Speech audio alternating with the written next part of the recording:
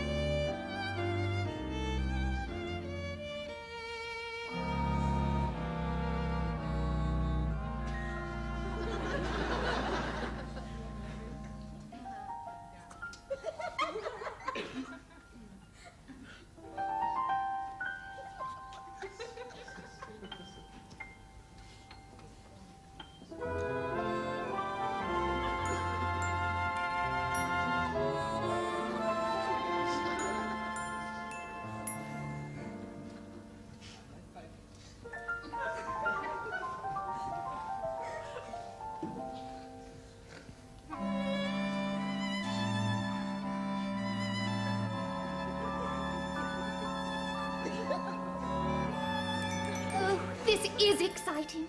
Morning coffee at a real detectives club. Lady Shipton Bellinger, it's the least I could do after 3 successive days of scoffing tea, buttered toast, anchovies, sandwiches, and 2 kinds of cake at your place. Oh, but that was the least I could do after your brilliant work in restoring my little Pinky Panky. It was wonderful. A really child's play, especially to a trained eye, a junior partner with Widgery and Boone, and a member of the senior Bloodstain.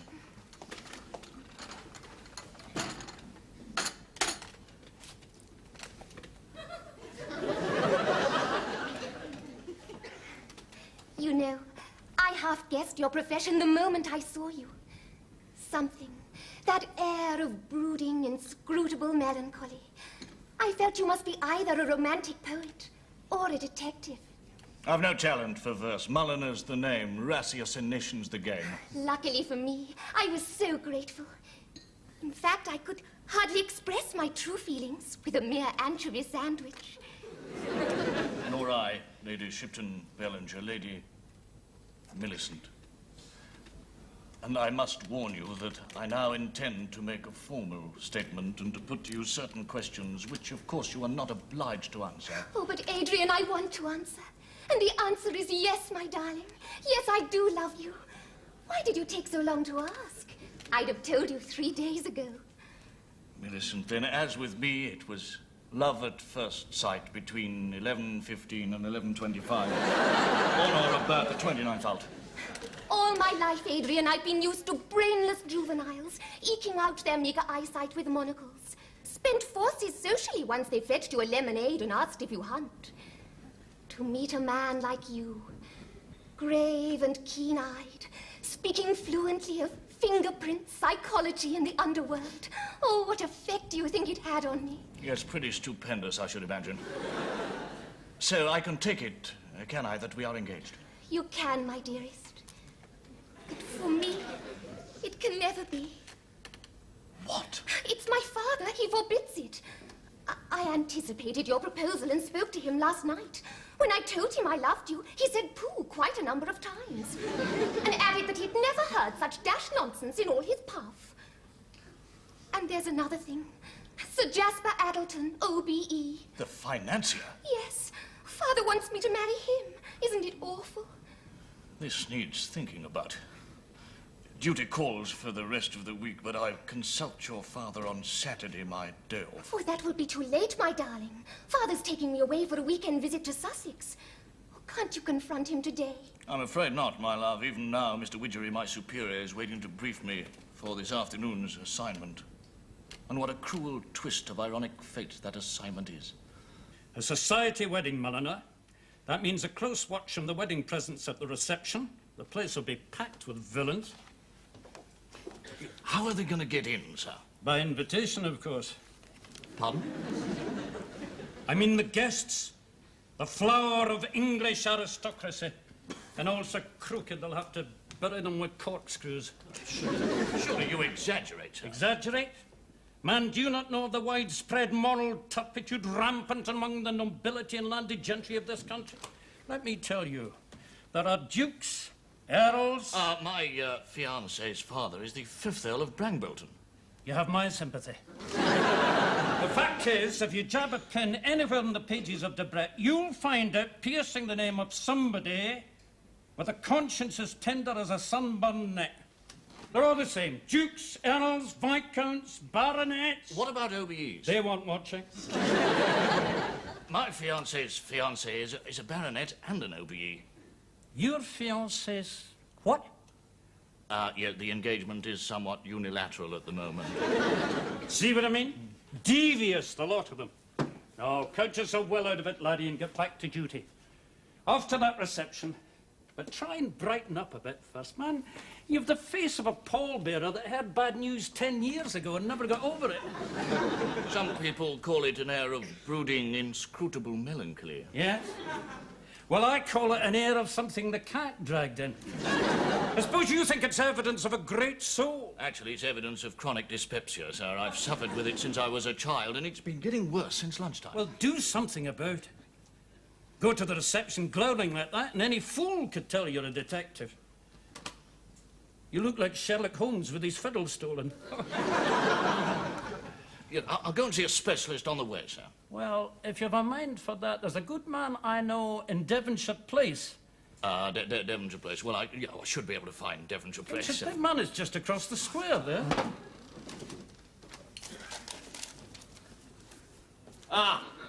I found it, sir. Good. Look, there's the address. Go and see him. But don't be late at the reception. They're quick off the mark, the English gentry. Hit you just there, does it? About the 3rd button down. And how does it feel? I have the sensation of having swallowed a family of scorpions. Yes, well, it seems that your gastric juices are certainly, to use a medical term, on the blink. Come and sit down, please.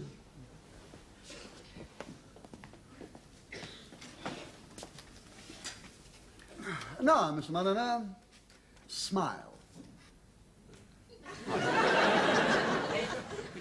Did you say smile? I did. Smile, Mr. Mulliner. Smile? I've just lost the only girl I've ever loved. Well, that's fine. I'm a bachelor myself. Come on now. Smile. Well, what is all this? What do you mean, smile? I don't smile. I haven't smiled since I was a boy of 12 and the butler tripped over the spaniel and spilt the melted butter on Aunt Elizabeth. Precisely. And that's why your digestive organs trouble you. Dyspepsia is now recognized as purely mental. Happiness is the only cure. Be merry, Mr. Mulliner. Be gay. The mere exercise of the risible muscles will be beneficial in itself. So, make a point, whenever you have a spare moment, of smiling. Oh, yes. Come on, let's try it now. It's all right, we're quite alone. You'll only laugh. No, I promise you I won't laugh. Come on. All right.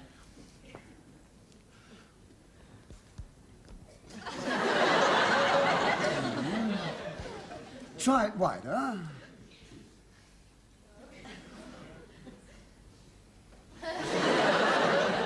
Yes, better, but still not quite so elastic as one could wish. Oh, well, naturally, you need the practice. We must expect the muscles to be rusty. Yes, and I'm not really on top of my form today. Still, it does seem to be working. So, here we go.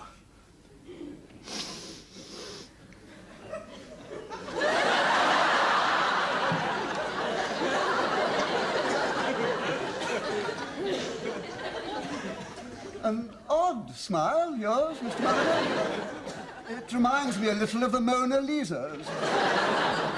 The same underlying note of the sardonic and the sinister. Somehow it seems to suggest that you know all. Fortunately, my own life is an open book, so I am not discommoded. But I think it would be better, for the present, if you didn't smile at invalids or nervous people. Darling, absolutely marvelous.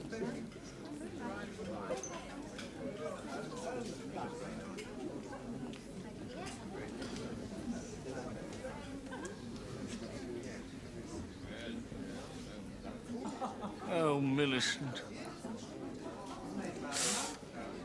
Smile, Mr. Mulliner.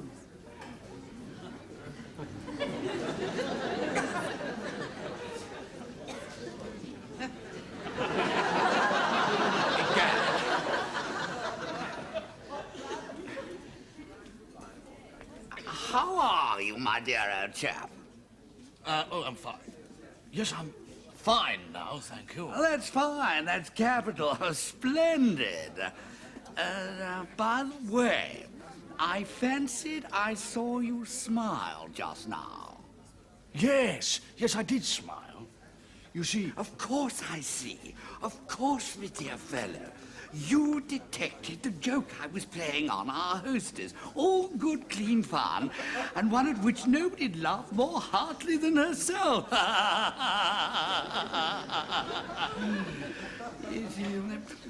What are you doing this weekend, my dear old chap? Would you care to run down to my place in Sussex? Well, that's very kind of you, but I don't think I know... Of course you don't know. How foolish of me. Here's my card. Sir Sutton Hartley Westping Bott. Yes, that's me. I'll expect you Friday evening, eh? Quite a swore party.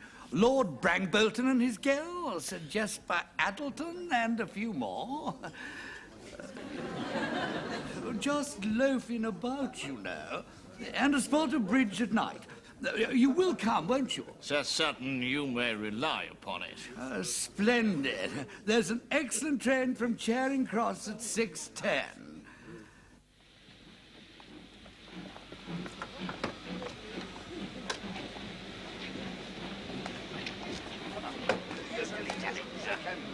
I want to pop it to myself. Yes, right. Yes. No, somebody in there. Here we are. Right. That's the idea. Thank you.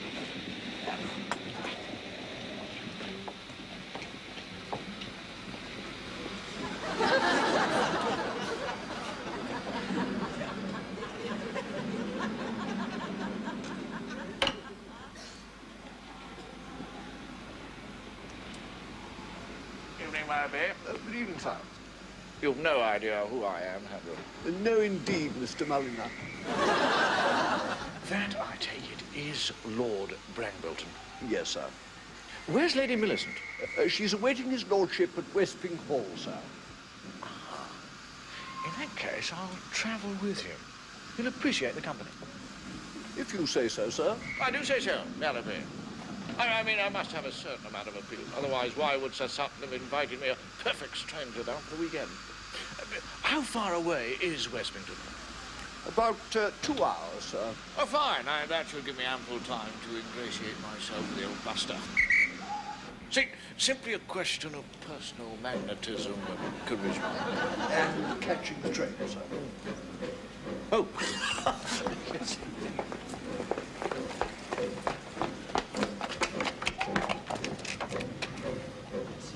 Get out, blast you. Full up. I fear we're going too fast for that, sir.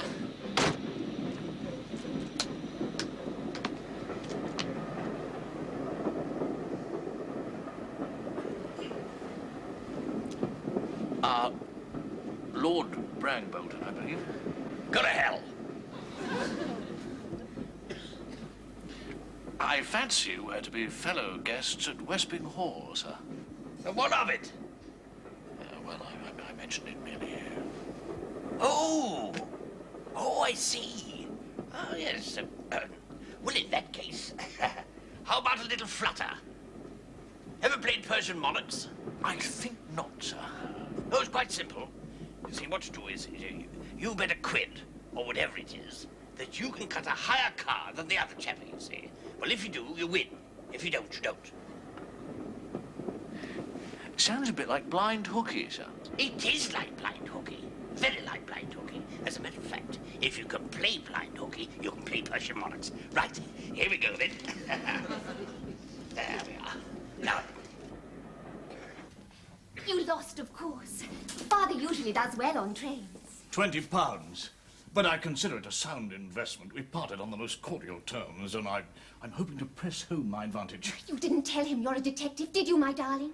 No, but I intend to, and I'm sure I can get him to overlook my profession and welcome me gladly as a son-in-law. He's in his room, is he? I believe he's taking a bath before dinner. Splendid, a captive audience. Leave it to me, my angel.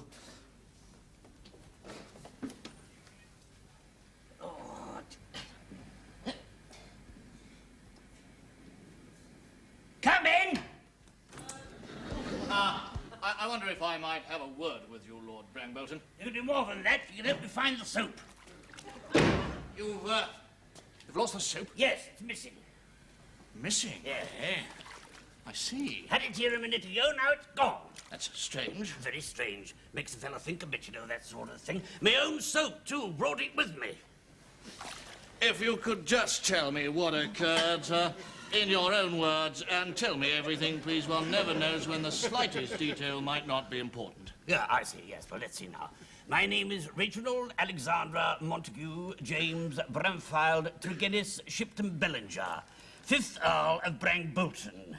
Now, on the 6th of the present month, today, that is, I journeyed to the home of my friend Sir Sutton Hartley Westping Bart, here, in point of fact, for the purpose of spending the weekend there, you see. Now, knowing my friend Sir Sutton likes to have his guests sweet and fresh about the place, I decided to have a bath before dinner. Well, I unpacked my soap, and in a short while had lathered myself from the waist upwards. I was just about to get at my right leg, when what do I find but the soap has disappeared? Nasty shock it gave me, I can tell you. Looks like an inside job. Scarcely be the work of a gang, because you would have noticed a gang. Oh, yes. You're sure you've omitted nothing, sir? Well, I was singing, of course. You were singing? What? Sonny Boy.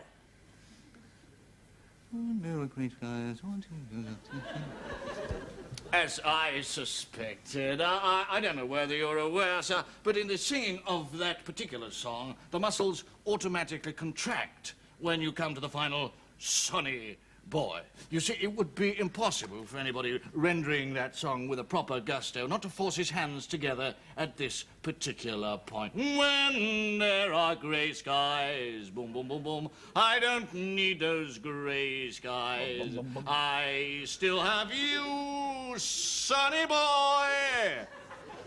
You see, and if there were any slippery object between your hands at this point, such as a piece of soap, it would inevitably shoot over the top and land about here, as indeed it did. Well, dash me buttons. If that isn't the smartest piece of work I've seen in a month of Sundays, you could be one of those dash detectives. As a matter of fact, sir, I am a detective. Mulliner's the name. Adrian Mulliner, investigator. Mulliner?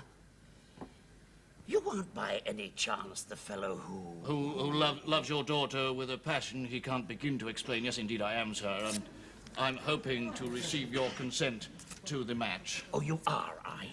You've proposed that I should introduce into my family some dashed footprint and cigarish inspector? Marry me, daughter? Oh, you couldn't even keep her in lipsticks. There is a firm hint at a rise about Christmas time, sir. Listen! My daughter's going to marry my old friend Sir Jasper Addleton just as soon as he gets through with this Brahmayama gold mine proposition of his. And as for you, Mulliner, I have only got 2 words to say to you. One is pop, and the other's off. And do it now!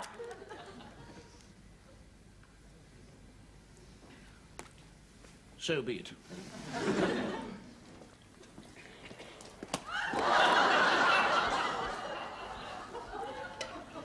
I'll ignore that loofah, Lord Brangbelton.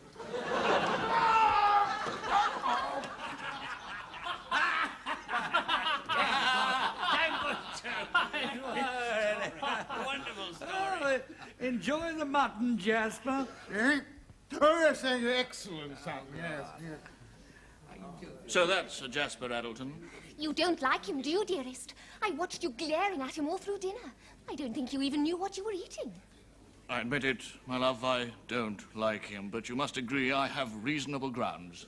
He is rather fat. Nature has not skimped. I foresee a time when, apart from the problem of the uniform, the prison authorities will have difficulty getting a cell to fit him. Prison? Adrian, what are you saying? What do you know? Well, nothing at all, though Mr. Widgery tells me that nearly all OBEs who dabble in high finance finish in prison sooner or later. Somebody ought to tell him the starting price. And you're just the man to do it. Me? Who else? Then I shall, my love. Excuse me, my angel.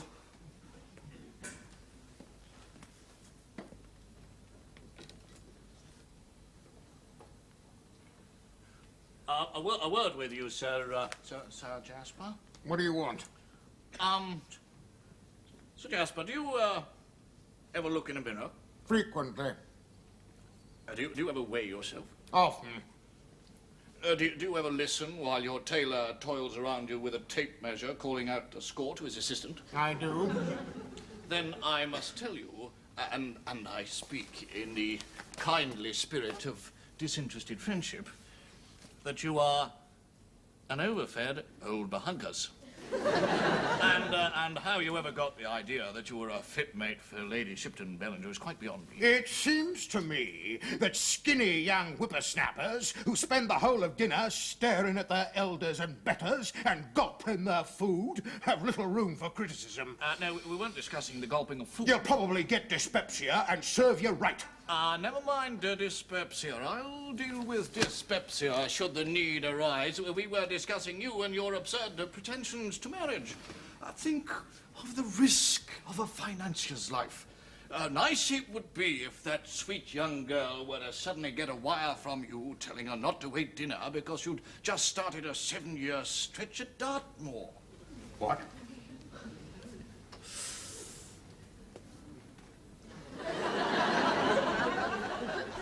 What did you mean, Dartmoor? We'll discuss it later, said Jasper. A drink. That's what I need, a drink. Dashed low, I call it. What's the matter? I'll tell you what's the matter. This hound here's got a detective down to watch his guests. A dash fellow called Mulliner. A detective? So much for our boasted English hospitality. I call it thoroughly low. I mean to say, if I have some of my society chums down to spend a visit with me, well, of course I chain up the hairbrushes and tell the butler to count the spoons every night, but I never dream of going so far as to employ beastly detectives. One has one's code. Noblesse. I mean to say oblige. What? What? Yeah, but I keep telling you, I had to invite the fellow here. Otherwise, he would have exposed me. This fella, is he a tall, dark, thin chap with an odd sort of smile? Yes, one of those smiles that seem to go clean through you and light up all your inner being as if with a searchlight. Yeah, that's him over there. And, he's a detective? Yes, and as shrewd and smart a detective as I ever saw. The way he found that soap. Fella struck me as having some sort of sixth sense, if you understand what I mean. Dash and curse him. On top of which he wants to marry me daughter, Millicent. Of all the nerve. Excuse me. Oh, there you are. Might I have a word with you in private, Mr. Mulliner? I've been thinking things over, and I've come to the conclusion that you were right. I was right. About me marrying. It won't do. So I've decided to take your advice and forget the whole thing. Oh, you couldn't do better. Now, if I were to remain in England in these circumstances, there might be some unpleasantness. So I propose to go quietly away at once to some remote area.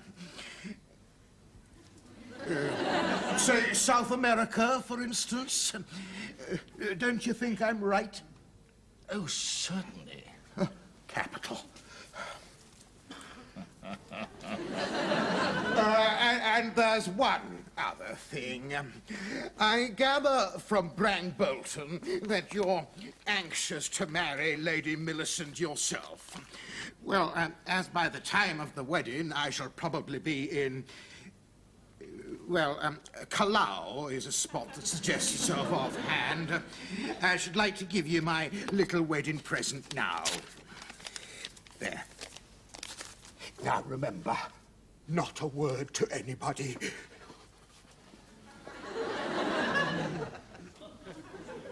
Perfectly simple, dash it. You just take the pack and you cut. And then you bet, say, £10 that you can cut a higher card than the other fellow you see that you're cutting against. Well, if you do, you win, dash it. And if you don't, the other dash fellow wins. Perfectly clear, what? It sounds a bit like Persian monarchs. It is like Persian monarchs. Very like Persian monarchs. As a matter of fact, if you can play Persian monarchs, you can play blind hockey. Right, here we go. Come on, then. Ha-ha. Now, then, let's cut.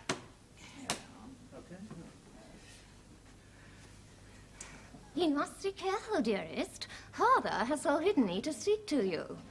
How are things? Much better. In fact, I'd go so far to say that things are moderately ujakam spiff. I've persuaded Sir Jasper to scratch his entry for a start. Oh, that's wonderful. Even coughed up a little something for a wedding present. A mere gesture, I imagine, enough for the odd fish slice.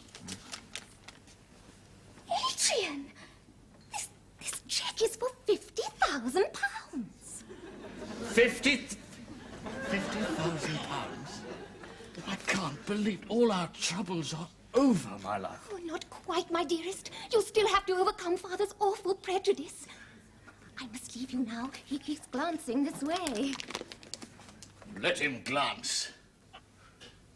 Another ace? I say.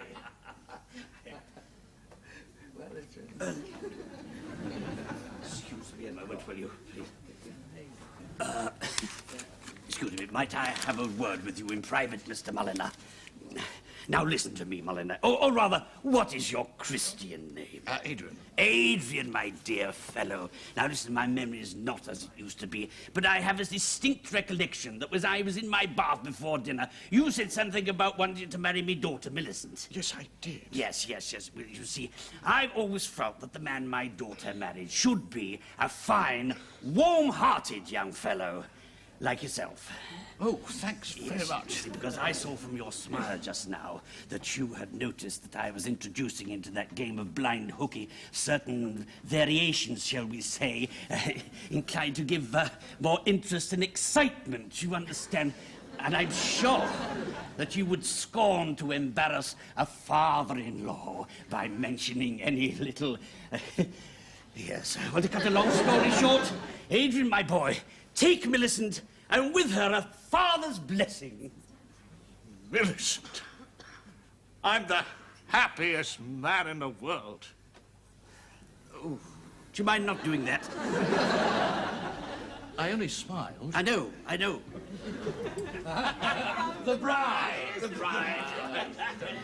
Adrian, dearest, I think you should make a special point of thanking the bishop for that beautiful service. I will, my love. But first, I think we ought to cut the cake, my angel. Here we go. Oh, Might I have a word with you in private, Mr. Oliver?